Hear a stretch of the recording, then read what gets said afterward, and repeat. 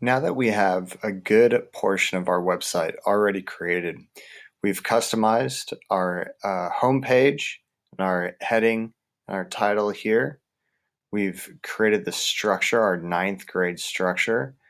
This 10th grade page, I think it's safe to go ahead and just remove that for the time being. We can build that next year. We've changed our theme, customized our theme to whichever we've selected.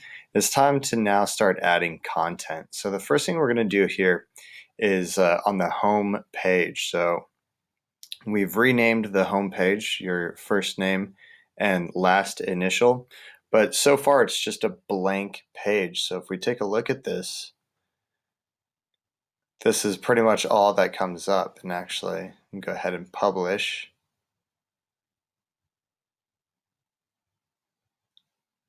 Okay, so our 10th grade page is gone. We've got our classes listed like so, but this home page is just a blank home page. We want some type of greeting. So what we're going to do here is add some type of introduction to yourself, some type of biographical information. So if we go over to the Learning Hub page, this here, the Geotech Learning Hub, there's actually a section here called ePortfolios. Has some of the introduction information here, but down here there's a template, and it's pretty much identical to the one we have going here, but there is some additional info here. So here on the home screen of this template, it says here, use this space to introduce yourself. Avoid personal biographical information, your age, when you were born, where you grew up, things like that. You might want to add a little bit of that stuff, but avoid too much of it.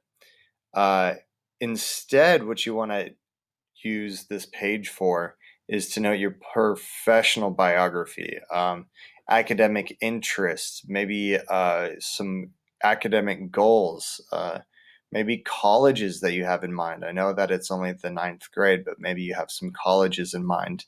Extracurricular activities, your interests, all those things that you want to achieve over the next, let's say, 6 or 7 years. So that's the first couple of years after graduation. We want to start developing some type of goal so we can start working towards it now. We're also going to add a professional profile picture here. It doesn't necessarily have to be your school ID photo. If you want to use that one, that's okay. It can be a selfie, but it should be as professional as possible. For instance, here on my webpage, and for just about all my professional uses, I actually use this photo. It's a selfie, yes, I admit. I took it in Costa Rica when I was there in 2015. So it's not bad to have a selfie or anything like that. You just want to make it as professional as possible, okay? So go ahead and start editing that now. So how to do that? Come right back over here.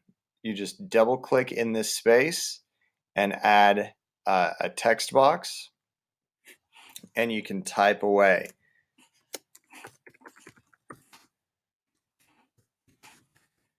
Okay, so there's that. If you want to add a photo to the side of this text, what you want to do in this box, you see how you have this one box, you can move this off to the side. This can become as long as you like. You can reposition it if you want to put your photo on the other side. You can put your photo here.